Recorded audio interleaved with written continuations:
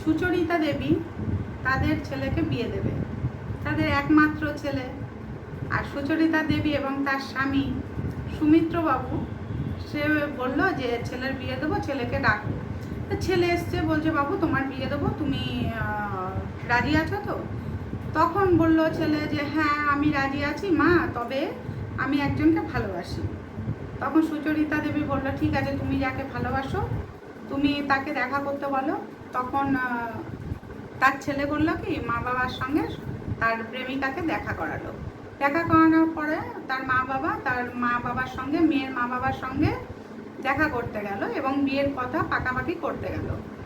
সুচরিতা দেবী এবং সুমিত্রবাবু দুজনেরই মেয়েকে দেখে খুব পছন্দ হয়েছে, ছেলের পছন্দ ভালো, তো ভালোবেসেছে ছেলে, যেখানে সেখানে বিয়ে দিতে তাদের কোনো আপত্তি নেই, মেয়ে যদি ভালো হয়।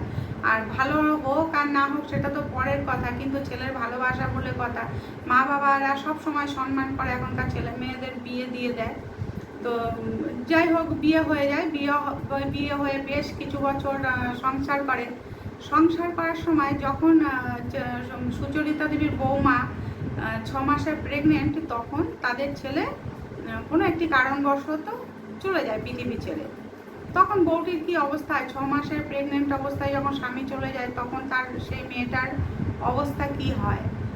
তা সুচরিতা দেবী এবং সুমিত্রবাবু দুজনে বউকে অনেক সাহস যোগায় এবং তাদেরও তো ছেলে, তাদেরও একটি মাত্র সন্তান, সেই ছেলে চলে গেছে, তাদের অবস্থা কীরকম হয়। যেমন বউয়ের অবস্থা, তাদের সুখের সংসারে যেন একদম পাহাড় ভেঙে পড়লো। তখন সে বউকে নিয়ে বেশ সময় কাটাতে থাকলো, তাদের ছেলের বৌমাকে প্রচুর যত্ন করতে থাকলো, কেন তাদের একটি মাত্র ছেলে, তাদের বংশধর, তাদের বউয়ের গর্ভে যেহেতু। তা বউয়ের আস্তে আস্তে যাই হোক একটি ছেলে হলো, ছেলে হওয়ার পরে বউ ছেলেকে নিয়ে বেশ কয়েক বছর কাটার পরে সে তার স্বামীর যে চাকরি ছিল সেই চাকরিতে জয়েন করলো। তার আগে শ্বশুর শাশুড়ি বলেছিল সন্তানকে আমরা দেখবো, তুমি বিয়ে করো, কেননা তোমার তো বয়স পড়ে আছে, বিয়ে করো। কিন্তু বউ কিছুতেই রাজি ছিল না যে সে বিয়ে করবে, তার স্বামীকে সে ভুলতে চায় না। কিন্তু যখন চাকরিতে জয়েন করলো তখন ওখানে এক কলিগ ছিল রিক বলে, রিকের আস্তে আস্তে যেতে আসতে তো একসঙ্গে থাকতে থাকতে সেই রিকে প্রেমে পড়ে যায় বউটি।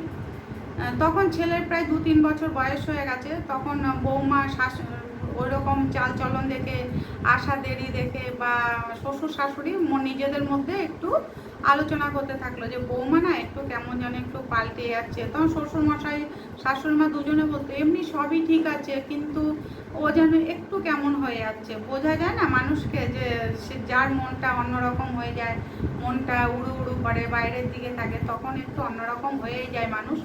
তো তখন শাশুড়ি মা জিজ্ঞেস করেছিল যে তুই কেন এরকম হয়ে যাচ্ছিস, তুই কিছু এত দেরি করে আসছিস, ছেলেটার কথা ভাবিস না, আমাদের বয়স হয়ে গেছে, তুই কেন এত দেরি করছিস মা। তখন সে বললো মা তোমাদের একটা কথা অনেকদিন ধরে বলবো ভাবছি, আমি এরকম রিককে ভালোবাসি, রিক তো অনেকবার আমাদের বাড়ি এসেছে, জানো আমাকে ছাড়তে এসেছে অনেক রাত অবধি যখন ডিউটি করেছি। বলছে হ্যাঁ রিককে তো আমি ভালোই চিনি, তো তাকে কি তুই ভালোবাসিস? হ্যাঁ মা আমি ওকে ভালোবাসি, কিন্তু বলতে খুবই লজ্জা পাচ্ছিলাম যে আমি না করে দিয়েছি, ওকে বিয়ে করবো না, কিন্তু রিক খুব জোরাজুরি করছে, তোমাদের সঙ্গে কথা বলতে চাইছে।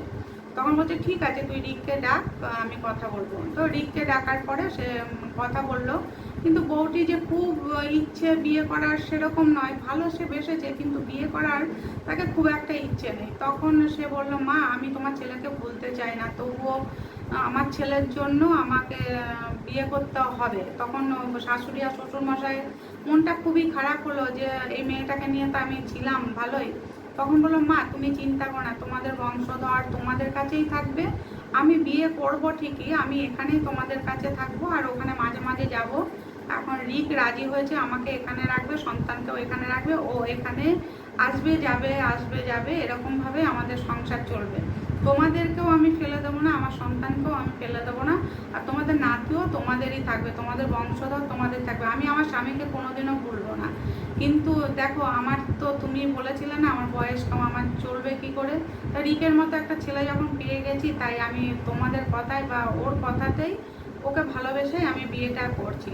এখন তোমরা যদি না রাজি থাকো আমি করবো না।